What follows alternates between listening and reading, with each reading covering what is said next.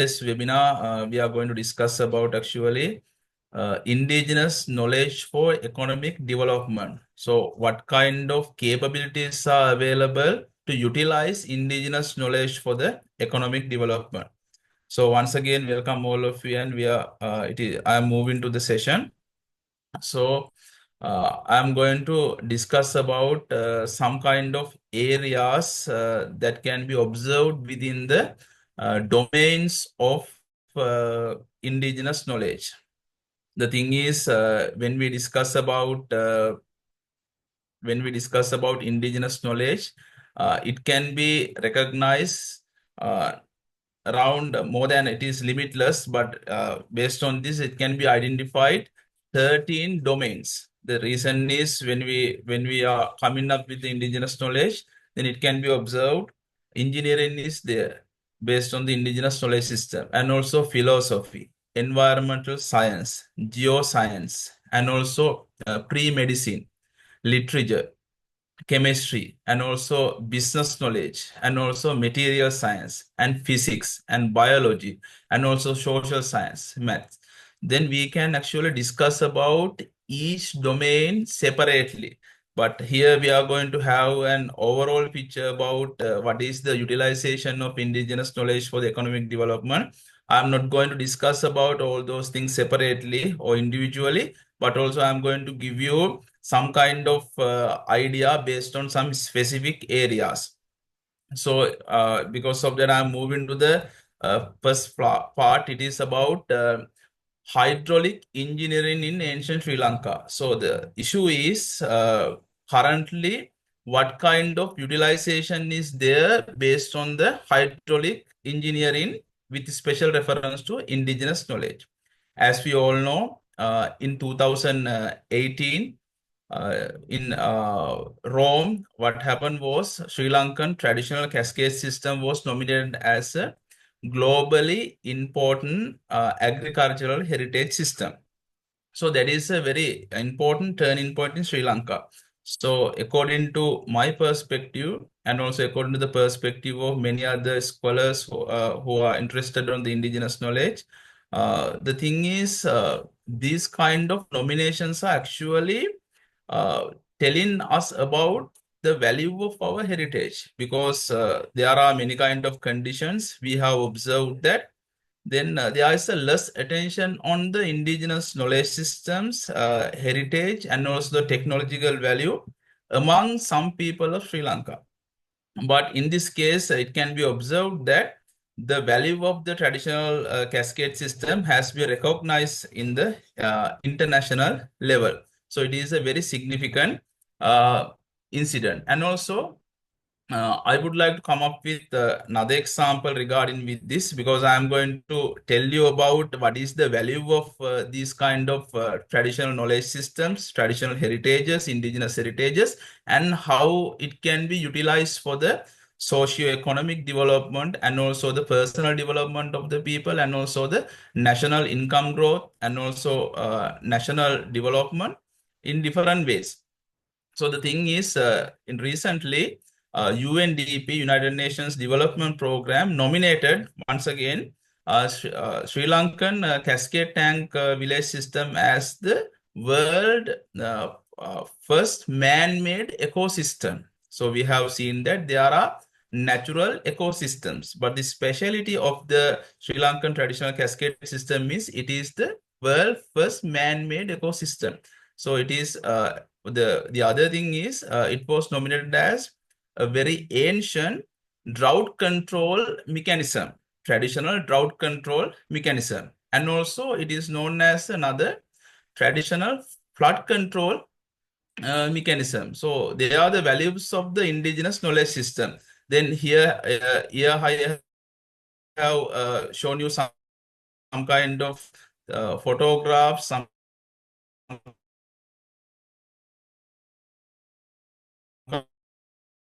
kind of traditions one by one.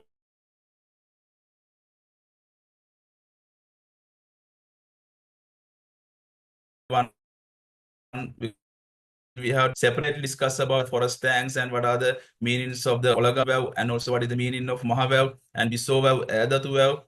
So we have to discuss about all those things in different and also in-depth manner if we are talking about these kind of things separately. But as the overall idea, you can have that we have inherited a very sophisticated hydraulic engineering knowledge with special reference to the ancient Sri Lankan society.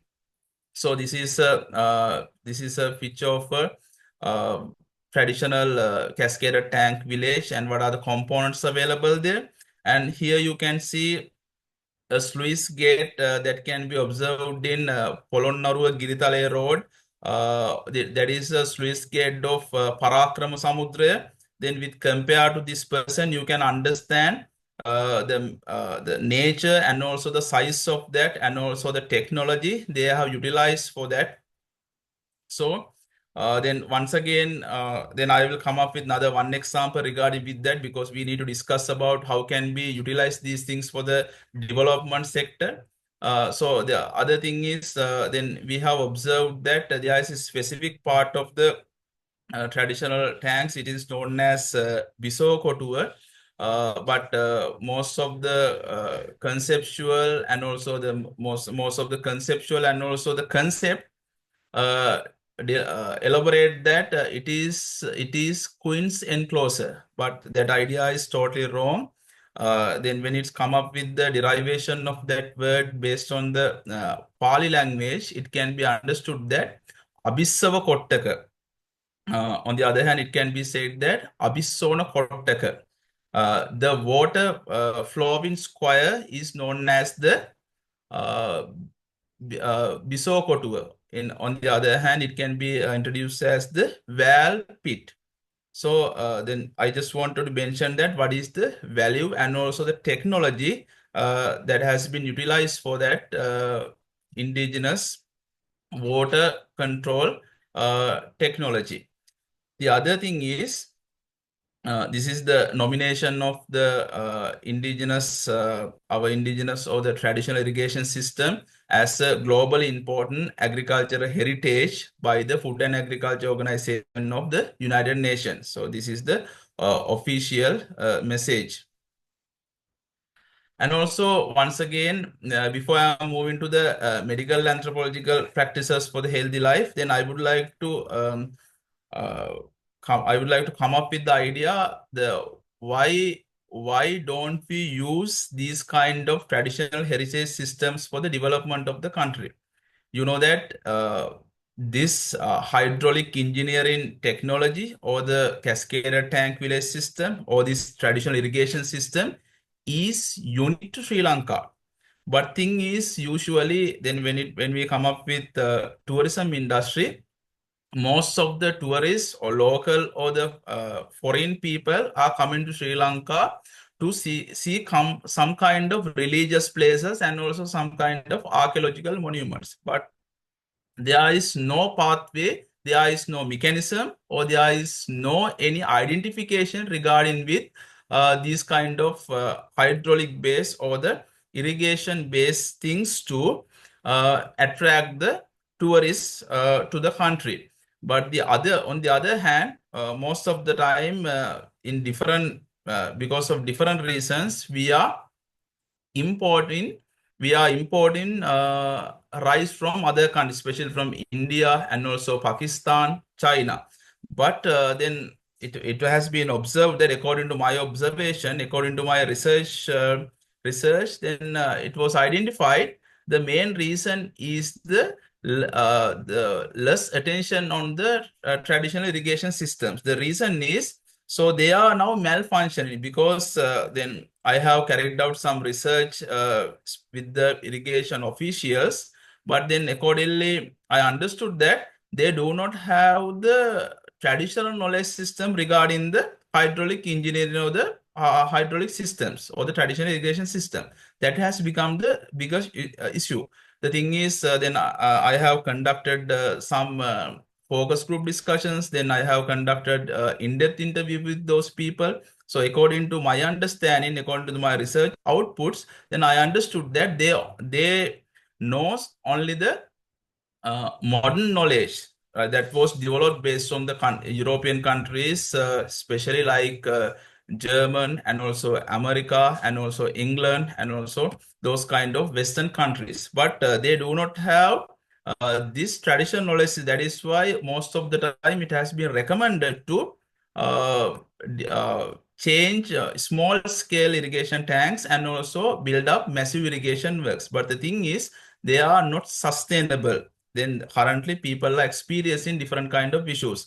Likewise, the flooding has become one of the biggest issue. You know that for the development, the flooding is a very big issue. That is why currently the people are working, the researchers are working on the natural hazard management methods, or they are always seeking for the drought control method, because the flooding and also the drought has become the biggest issue in the north central province in Sri Lanka and also other areas. The reason is the malfunctioning of the hydraulic works in the zone, and also the reason is most of the administrative level people and also the irrigation officials, they do not have the traditional knowledge system related to these traditional hydraulic works. So that is the main issue. So it has been stated officially by the UNDP also. So you can, if you can go through the research publications, so they have published their videos also. They are directly saying that United Nations Development Program, the engineers of Sri Lanka, they have worked on the traditional irrigation works in Sri Lanka without the traditional knowledge system. So they are recommending that so indigenous knowledge should be applied for reconstruction and also renovating, and also if someone is doing something for the traditional irrigation system, definitely that knowledge should be there. So that is the main concern regarding the hydraulic engineering in ancient Sri Lanka. So I'm not going to discuss about the same topic in depth, because we have to move to different topics because so we have given a very, it has been given a very limited time period to discuss all these things. The thing is, the next, then I would like to come up with the medical anthropological practices for a healthy life. So this is a very important factor, because then I have observed that the most of the people of the country and also most of the people of the academia, they have a very limited knowledge about the medical anthropological practices. The reason is, and also the practices for the wellness. The reason is now when we move to the international scale, then it can be observed that there are, then I will come up with one example based on the healing practices. Then even as Sri Lankans and also as Indians, then we have focus, almost everyone has focused only on the practices like yoga, right? The thing is, in the world, then when it's come up with the medical anthropological approach, then it can be observed that there are a number of healing practices all over the world. So my point of view is, so if we can understood those kind of things based on the indigenous knowledge, so they are applicable for the socio-economic development.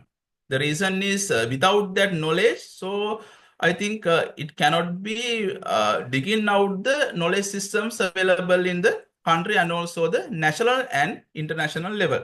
So for instance, I would like to come up with some examples. So when we are moving to the traditional or the ancient America, there is a practice called Lua. It's a healing practice. And also when you are moving to the Egypt, there is a yoga practice called as schematic yoga. And also then we are moving to the Persia, there is a healing practice called Vasisti Bastani. And also when we are moving to, when we are going to Russia, there is a practice called Systemia. And also, when we are coming to Sri Lanka, there are multiple practices in Mayangam, Ilangam, and also you know that the traditional martial art of Sri Lanka. So that is why I elaborated some kind of inner parts of them. So they are available, Angam, Ilangam, Mayangam, and most of there are different kind of practices regarding the healing. Healing or there are different practices that are leading people towards the wellness and for a healthy life. So the thing is based then once again when we are moving to the remedies or the hand remedies, adbhet. So that is also a very important thing. So there it has been paid a less attention on those kind of areas, but the thing is basically through the indigenous knowledge studies, some people or some scholars are carrying out research on those kind of areas. So I selected one area from the medical anthropology. Then I explained that. So there are different kind of things. There is a vast area to study, analyze, and also to get output from the indigenous healing practices also.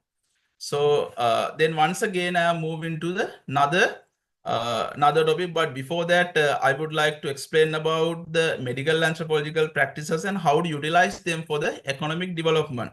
As we all know, in the world, there are places they are doing holistic healing practices. So in Sri Lanka, as the people who are seeking for the indigenous knowledge and also as the people who are working on the indigenous knowledge system, what can be done is it can be actually function those kind of places in Sri Lanka also, and also then it can be established centers that the even the local people and also the foreigners or anyone to come and practice those kind of things. So it is also very important for that. And also it can be carried out different kind of research.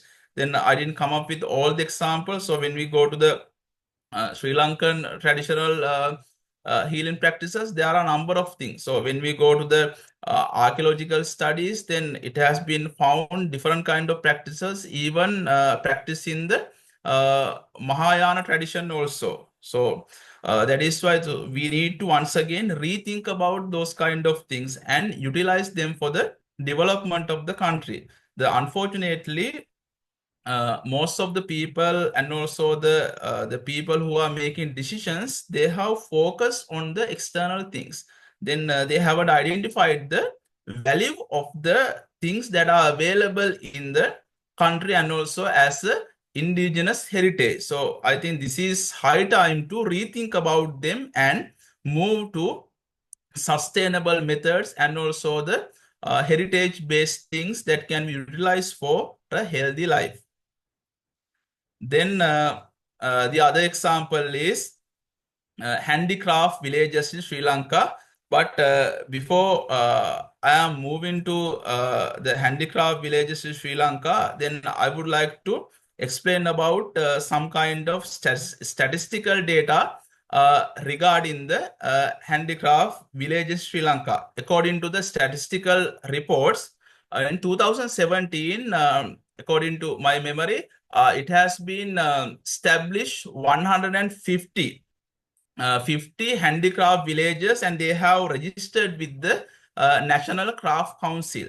But the thing is, although they have been registered by the National Craft Council, I think those people still today, they are struggling for these kind of things because recently I carried out a research, it's a national level research regarding the Laksha industry. Then I have observed that then the people are struggling to sell their handicrafts and also they haven't identified the market. They don't know how to sell them in the international or the national market. So most of the times the people who are in between the seller and the buyer, they are having the biggest profit.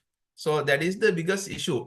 The thing is early the people of the country or the Sri Lanka, they knew how to manage these kind of things. Then we have evidences that then those some kind of handicraft, they have been exported to the other countries in the ancient times. The other thing is even today it can be observed that there are very traditional and also very I think very iconic villages. Even today they are practicing these kind of things from generation to generation. Even then if you are asking from then what is the origin of that, they are telling that it was originated with the arrival of the Sangamitta Theraniya. So likewise we have a big heritage, but the problem is as the Sri Lankan people, then according to my some findings, then I have observed that the people of the country, they do not know how to construct the story behind the handicraft. Because I think now, if you are visiting China, then if you are visiting China, then you can taste the cup of tea from the royal tea garden. So usually one normal tea is very cheap, but the a cup of tea from the royal tea garden is very expensive. So the reason is they have built up a story behind the indigenous, so some kind of the things they are marketing. But in our case, we do not have a story. Because of that, since there is no story, the market is getting reduced. That is the biggest issue. So I think once again we have to rethink about how to utilize the handicrafts and also handicraft villages and also the artisans with stories. Then they should actually come up with story regarding the handicraft or some kind of things what they are doing. So that is the biggest issue.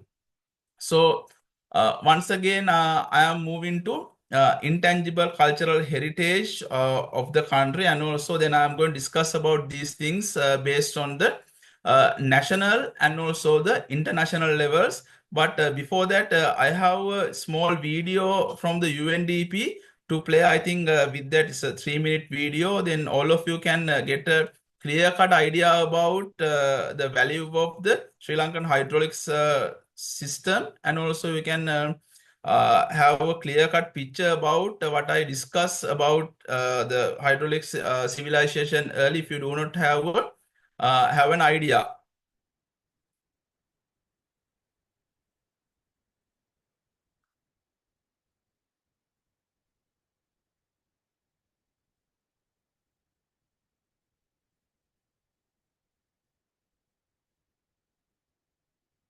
Right now you can see my screen.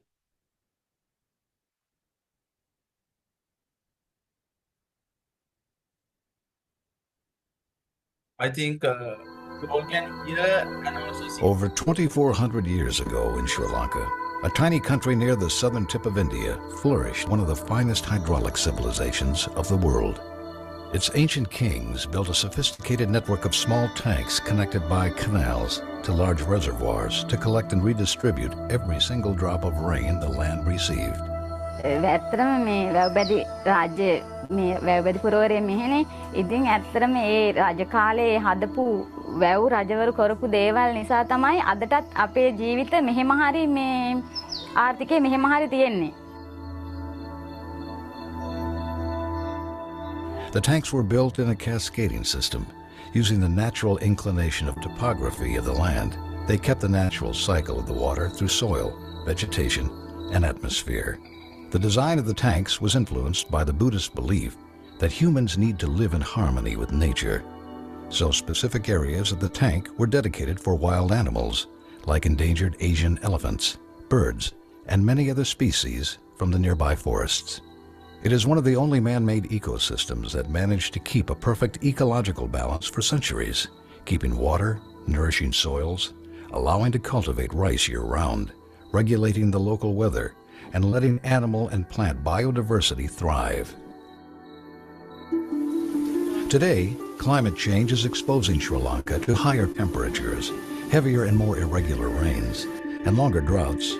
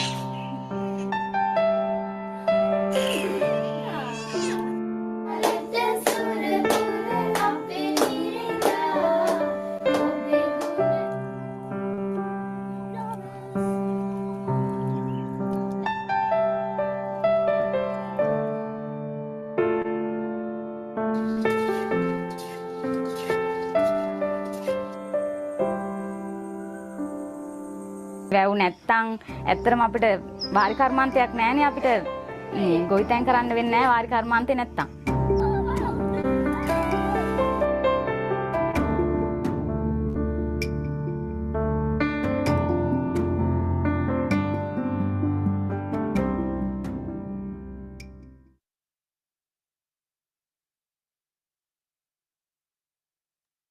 Right. Based on that, it can be understood that the value of traditional irrigation systems and also that knowledge system. So we need to understand that it is not merely a structure, but also it is a knowledge system. We have observed that. I think all you have observed that. Then without any delay, then most of the tanks are renovated by the people, and also they are cleaning those things, and also annually they are conducting some rituals based on the irrigation tanks. Because of that, then it is providing a pathway to clean and also maintain them. So that is the value of the intangible cultural heritage that related to that also. So once again, I am going to come up with another example, the value of ICH to understand and also to ensure the national development or the development of the country. So I'm not going to read all those things. This is the UNESCO Convention on the Intangible Cultural Heritage.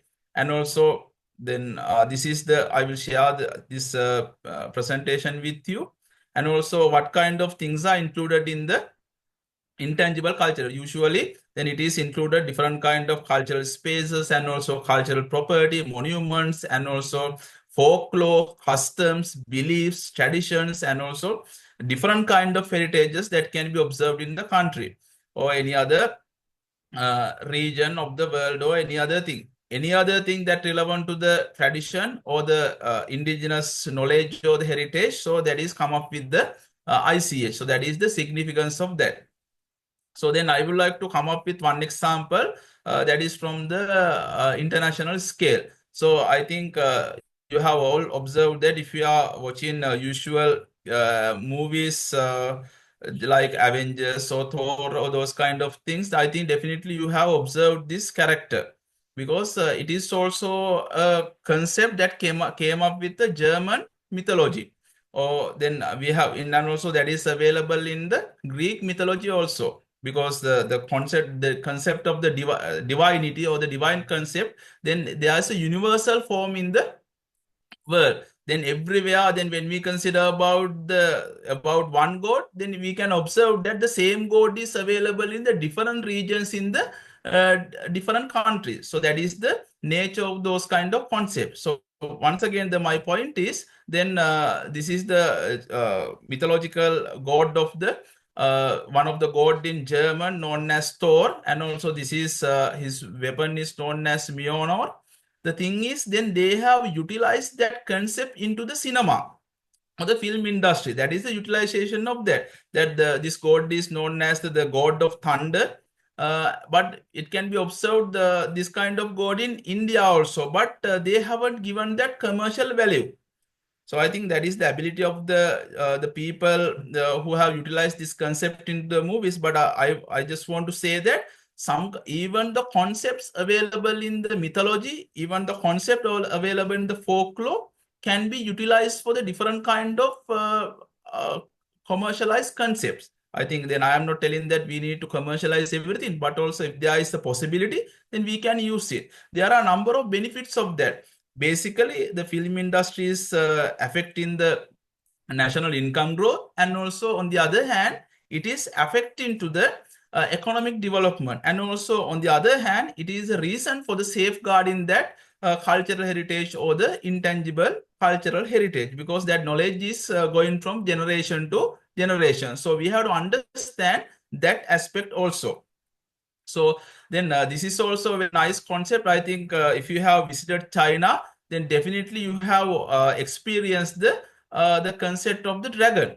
So why all those people are working or they are believing this concept? There is a small reason behind that. Then I will come up with that archaeological story. Then in 1920s and also 1930s, it was carried out two archaeological excavations by two Japanese archaeologists. They found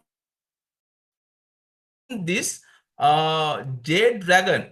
But the thing is that that study was carried out in inner East Mongolia, in China zone. Then what happened was, then after they revealing, they combine that archaeological monument with the folklore that already existed in China. Because of that, then once again they began to popularize that concept. Because now even today, if you are going to China, you are going to experience that ICH. That is the thing, because this is a mythical. This is a mythical animal. So if you are telling about the dragon, also it is a different story. So there are different kind of things in the even the body part of the dragon. But the thing is that small. It is a very small one. That this is known as pig dragon, right? That concept. So, and also it is known as the Hongshan jade dragon. The thing is, it is made of dark green jade stone. So currently they are utilizing this concept for their marketing and also attracting foreigners to the China, and also even in their film industry, and also in their festivals, and a big culture, and also big economic avenue, and also economic pathway they have created through this cultural heritage, or the indigenous something related to the indigenous knowledge. So that is the significance of that. Right. Then I will come up with the things. I think the time is also, we have enough time. The thing is, then I will come up with another example. Then you can understand what is the value of Sri Lanka based on that. Now, currently, we have refused different kind of concept. Now, think that usually, then I think I would like to show you one video, and I will discuss about that. Then I think you can have a good idea about that.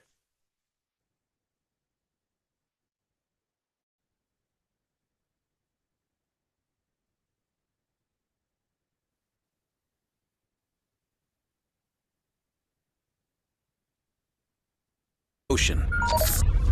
Then I will tell you the story about that. This is a scientific research carried out by NASA, and also I think you have heard that ISRO. Then this is not from the video. NASA and the ISRO, Indian Research Organization. Then I will discuss about that after watching this video. A NASA satellite passes over the shallow waters of the Indian sound of the video. Yes, Dr. Dinindu, we can. Oh, okay, thank you, madam. Indian Ocean. It sends back images of a chain of largely submerged objects running between Sri Lanka and India. It looks like a string of pearls between two islands. It looks to me like this thing looks pretty big. On closer analysis of the satellite image, investigators calculate the line of rocks is over 30 miles long. Really intriguing is that the rocks are in an area of sea mentioned in an ancient Hindu poem. A poem which also refers to a magic bridge. They're Hindu legends that the god Rama placed a bridge here connecting India to Sri Lanka. The stones in the satellite image are sitting on something oceanographers call a shoal or sandbar. These occur in an area where there's shallow waters, and sand could accumulate between the two land masses. The sandbar may be natural, but what's sitting on top of it is not. This isn't just a simple sandbar. There's objects in here that haven't been eroded away. There are stones that have been brought from afar and set on top of our sandbar island chain. How these stones got here is a mystery. And when a team of geologists date the stones, the mystery deepens. The rocks on top of the sand actually predate the sand.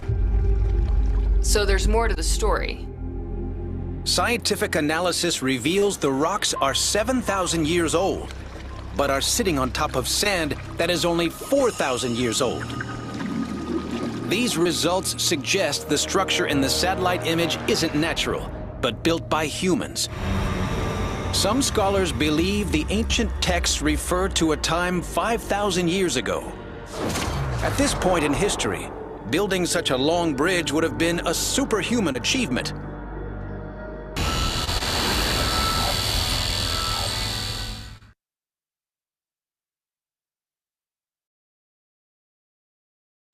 Right. The message of the video is not about we need to believe or we need to accept those kind of ideas, but the thing is people are continuously carrying out research.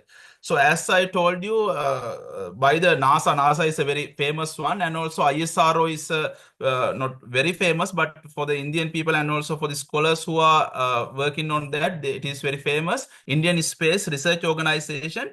From 1994, they are up to this, they are doing research on these kind of things. But unfortunately, in Sri Lanka, we are without any rationale, we are refusing these kind of ideas. So once again, we need to rethink about these kind of concepts available in Sri Lanka, because when the people from America and also England, when they are doing research on our things, then we need to once again rethink the way of utilizing those kind of things to our benefit.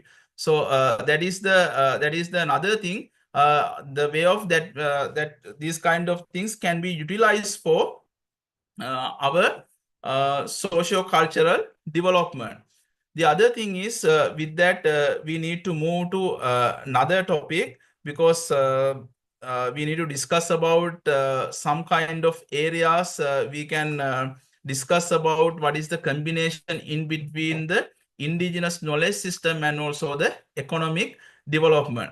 Then I think with that we can move to another concept.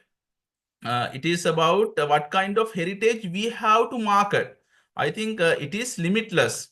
For instance, then I will show you some photographs regarding with that, and you can understand what kind of things we have. It is unlimited.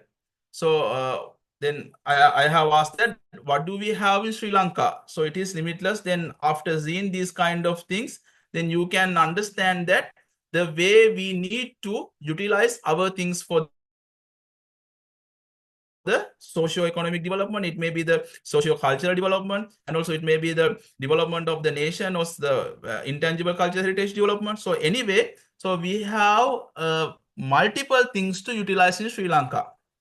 So as the last topic, because we have very limited time duration, so I have selected another last topic. It is traditional agricultural practices. The thing is, traditional agricultural practices also very important in Sri Lanka. I think we have observed that last time previous government attempted to utilize this system, but they did it without any analyze and also without any research. But thing is, now what we need to do is, as a nation, we need to understand what kind of impact is available with the traditional agriculture practices, because it is very practical, and also it is actually possible to do these kind of things. But thing is, we need to understand the concepts, and also we need to first do some kind of slight changes, because our soil and also the system and also the mindset of the people, they have used to use chemical fertilizers, and even though they are experiencing different kind of diseases like CKDU, chronic kidney disease of unknown etiology, they do not worry about the disease or their health. They only expecting the output and also the harvest from their cultivation. So that is a very pathetic situation. But anyway, so I will come up with some kind of practices that exist in Sri Lanka. Especially when we talk about the traditional agriculture practices, we were in a position to change drastically the cultivation patterns of different plants. So I will come up with this example. The thing is, our people had traditional fertilizers, and also our people had traditional insecticide, and also they had traditional pesticides, and also they had traditional harvest enhancing methods and also water retention methods, and also they had chem methods. So then this is not time to explain all those things, but I will come up with some interesting part. It is about chem methods. Chem methods, it is known as the secret treatments. What does it mean by secret treatments? Secret treatments are very important scientific knowledge base practices which utilize for safeguard the harvest and also the plantations and also the cultivation from different kind of calamities or some kind of issues. The reason is I will tell you some kind of things that are coming into my mind. The thing is, now usually think that usually the farmers are facing a big issue that the rats are coming to the farming grounds and they are devastating the plants and everything in the cultivation lands. Then what did they do was, without talking, they have taken some raw papaya fruit and they have chopped them, and they have scattered them in the farming land. The reason is there is a scientific reason behind that. Usually, because of the bitter nature of the raw papaya fruit of those pieces, then once again, then usually the rats are eating everything. Then once they experience that, they are facing a big trouble with their mouth, because it is a very harmful thing for the mouths of even for the human being. So because of that, it can be understood that it has a very scientific method that people utilize for safeguarding their cultivation lands and also their harvest. The other thing is usually in the evening they are taking some coconut husks and they are lighting them around the paddy field. What is the scientific background of them? Usually in the evening, we know that all the harmful usually in the evening the harmful insects are flying here and there everywhere. That is the nature, that is the behavior of the those kind of pests. What the thing is, then those pests are attracted into that burning coconut husk. Then the output is very clear. The other thing is, then they are spraying sea sand to the paddy fields and also their farming ground. The reason is because of the saliness of the sea sand. It is providing a pest control method for the agriculture. And also then there are different kind of chem methods even that can be utilized for our day-to-day life also, because now seeing that usually some farmers, they are usually taking some splinters and they are keeping some rotten fish on those splinters. Then what happens is, then birds are attracted to eat those rotten fish, usually because since they are keeping on a splinter, they are falling down. Then what happened? Then the birds are also going to the ground level and they are seeing the insects and also harmful pests that are doing crop damage. Then as a result of that, it is also working as a mechanism for safeguarding the cultivation. And also there is another practice, the chopped neem is spread all around the cultivation lands, and also it is also known as another very good and also effective pest control method. Right, I think we need to, I think with this, then I think I have discussed most of the practices and also the knowledge systems that can be utilized for the development of the country and also the development of the economy. You know that if we can ensure the traditional agriculture, then what can be done is we can ensure the national economy and also we can safeguard the livelihood of the people, because Sri Lanka is a country traditionally or generationally that depends on the traditional agricultural practices. So these kind of practices, because I explained only the chem method, because there are several types of methods to discuss based on this topic. So but at this moment I would like to wind up the session with this, because I need to keep some time for the listeners to ask some questions regarding with this, because I know that there may be different kind of problems, and also you may come up with different kind of ideas with this. So I think with this I would like to wind up this presentation, and give you the chance to ask questions regarding with the presentation that I did today. So thank you very much for your active listening and also